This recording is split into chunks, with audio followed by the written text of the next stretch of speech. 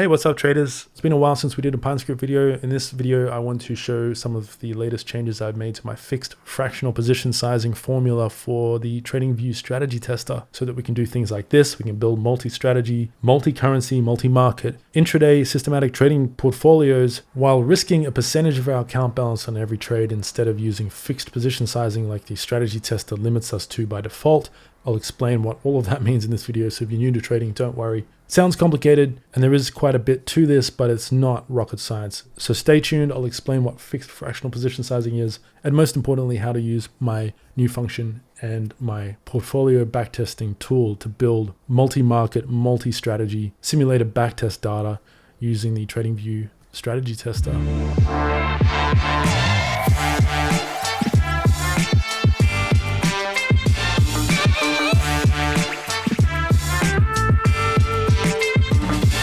None of the material in this video is financial advice. I'm experienced in managing my own finances, but I'm not qualified to give anyone advice on what to buy or sell. Everything I do in these videos is purely to demonstrate coding techniques, and the code I write is purely for example purposes. You should always do your own research and due diligence before engaging in trading or investing, and please seek professional guidance if you need it. With that said, let's look at some code.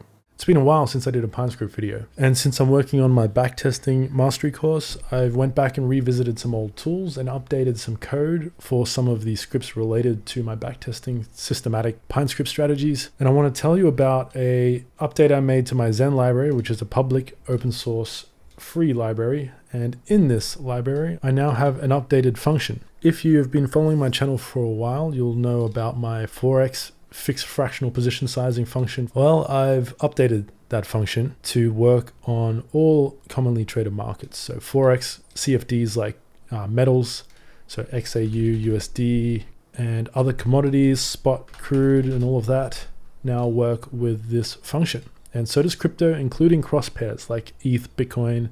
This function is now way more universal. And what it does is allows us to calculate our position size in the strategy tester to be a percentage of our account balance. So before I continue, there'll be a link to my library below in the pinned comment.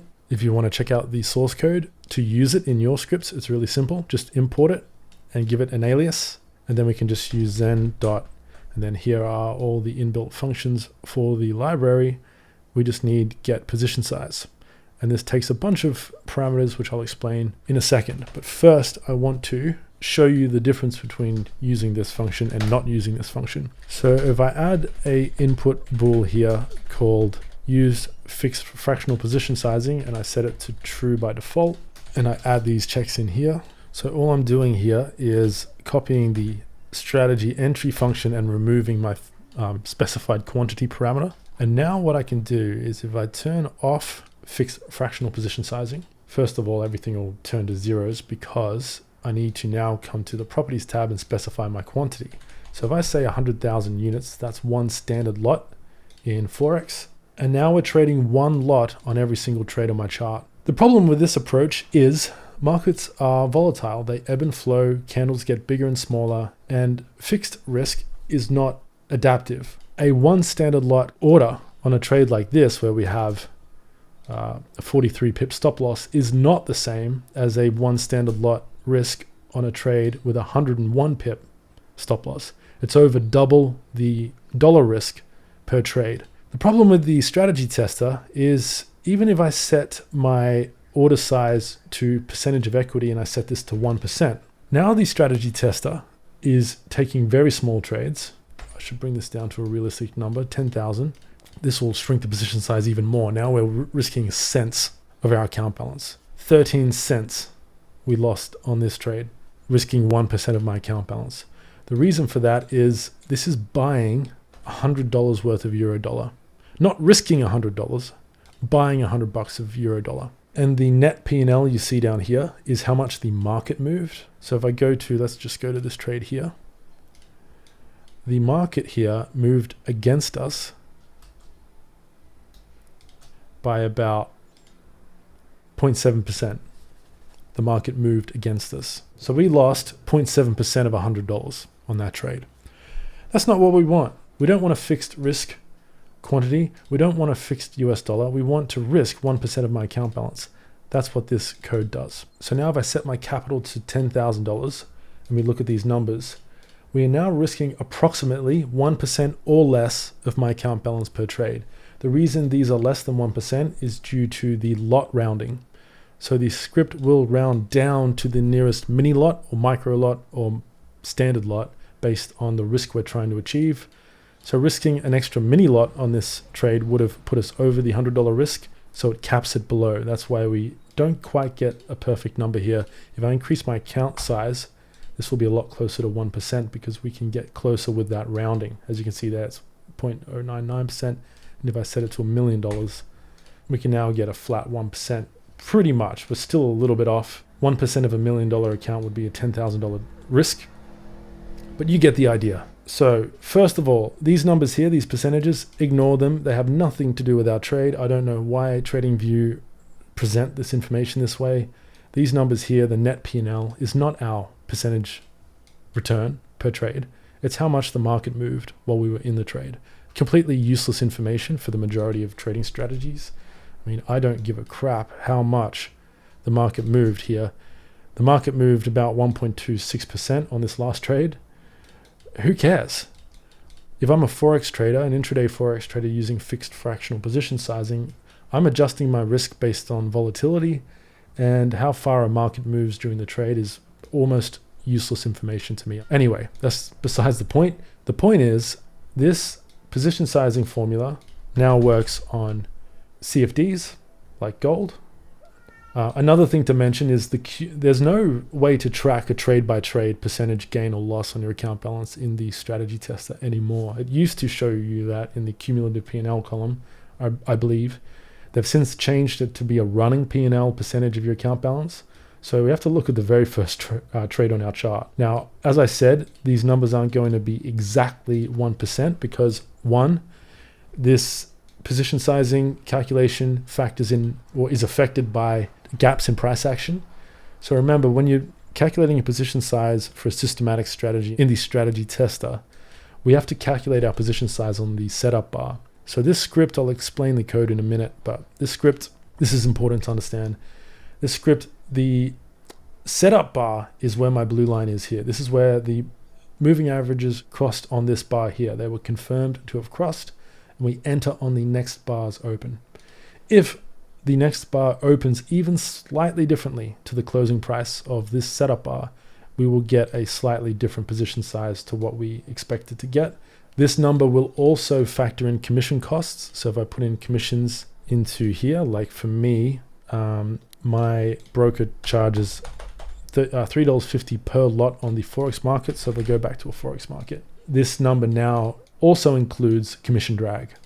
So we get an extra 0.04% went to commission there on that trade. So gaps will affect this, slippage will affect this, and commission costs will affect the actual number we get here. The percentage risk per trade won't change. You could come up with a formula to integrate commission costs into the risk. That's something I just thought of right now that maybe I'll do in a future update to the library so that we can factor in our commission costs if we know them beforehand. On the Forex markets, I pay $3.50 per trip per full standard lot. So 100,000 units would cost me $3.50 to buy and another $3.50 to sell. That gets added on to this number here, the trades P&L in the strategy tester. If you guys are interested in me tweaking the function yet again to account for commission costs, I can do that. Let me know down below in the comments. Problem is commission costs differ from broker to broker. Some brokers don't even charge commission costs, but you pay an increased spread. So there's no one size fits all for that. That's why I haven't really bothered to do that yet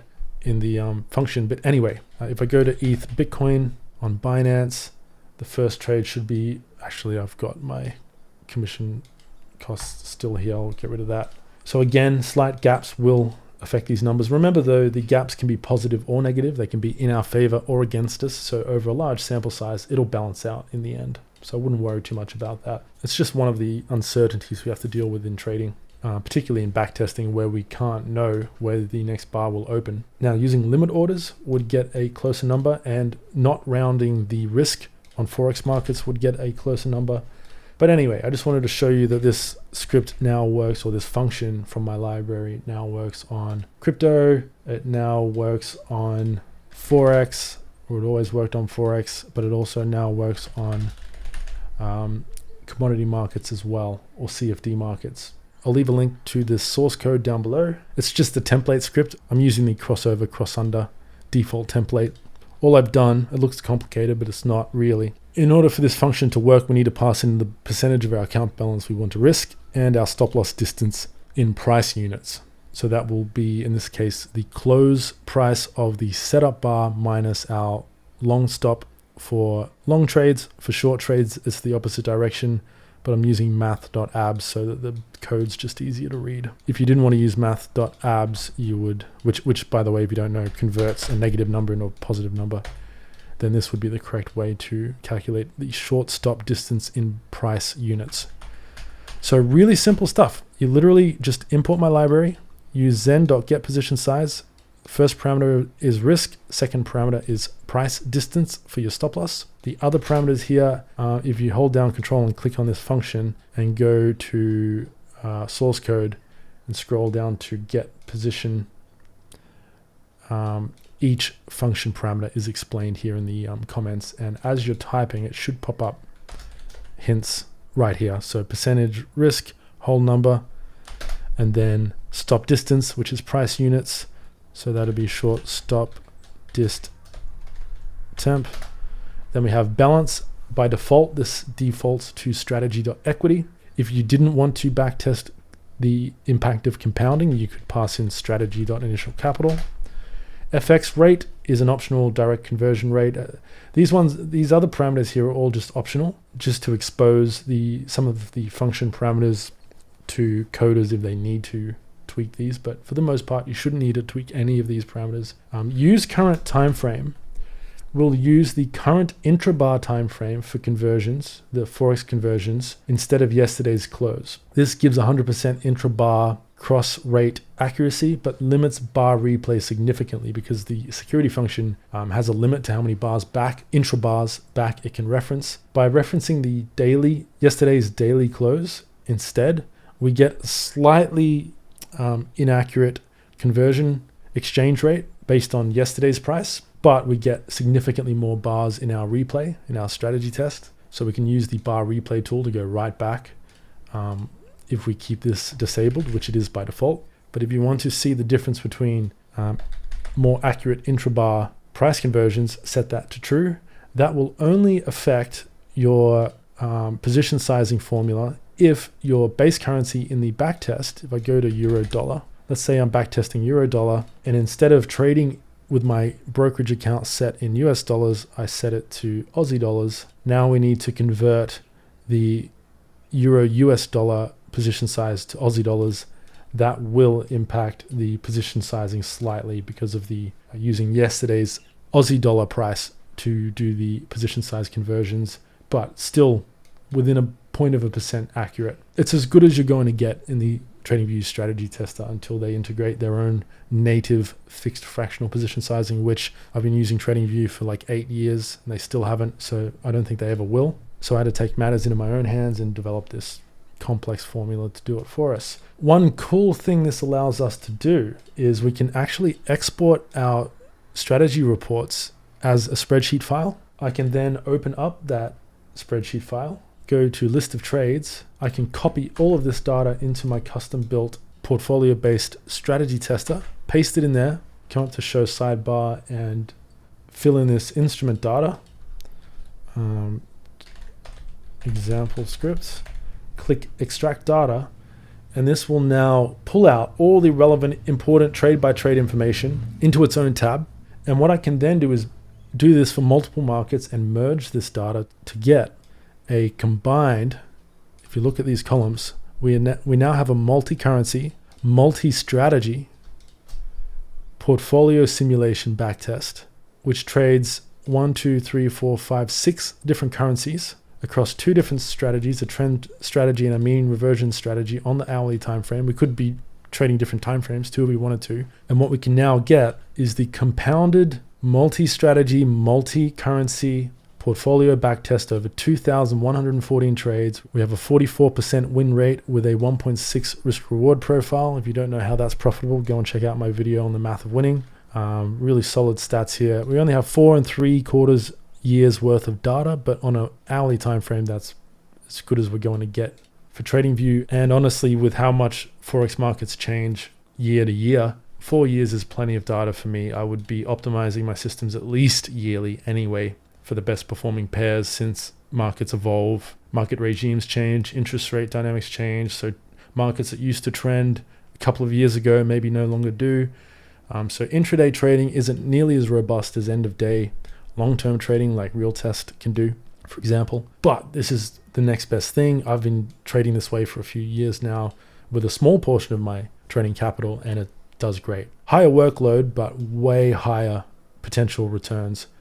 This particular strategy, theoretically, over the past 4 years has returned 51% per year with an 18% max drawdown. Now, this includes realistic commission drag. It does not include realistic trading conditions. For example, the trend system trades hourly breakouts, and there could be times when I'm asleep when a breakout occurs and I can't catch it unless I automate the script through Pine Connector, which is a whole nother story. But anyway, I'm getting way ahead of myself. I've already put out a video on this backtesting tool.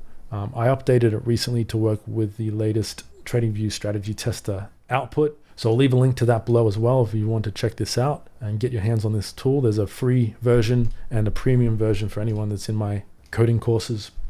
And I will be covering this tool in great detail in the backtesting course I'm working on, where I'm going to share some of my processes I use for strategy development and portfolio design. Anyway, with that said, I'll wrap this video up here. This is way longer than I expected it to be, but I had a lot of information to cover. The key takeaway is, if you want to use fixed fractional position sizing in your TradingView strategies, import my library, use this function, pass in the stop distance in price units, and then you can pass this in to your quantity parameter in the strategy.entry. This will depend on having a fixed stop loss. So any system which does not use a fixed stop loss won't work with this. You need to pass in a stop loss distance in order to be able to calculate what the position size needs to be in order to risk the percentage we're aiming for. Links are below. Take care, guys. Thanks for supporting the channel, and I'll speak with you in the next video. Good luck with your trading, guys.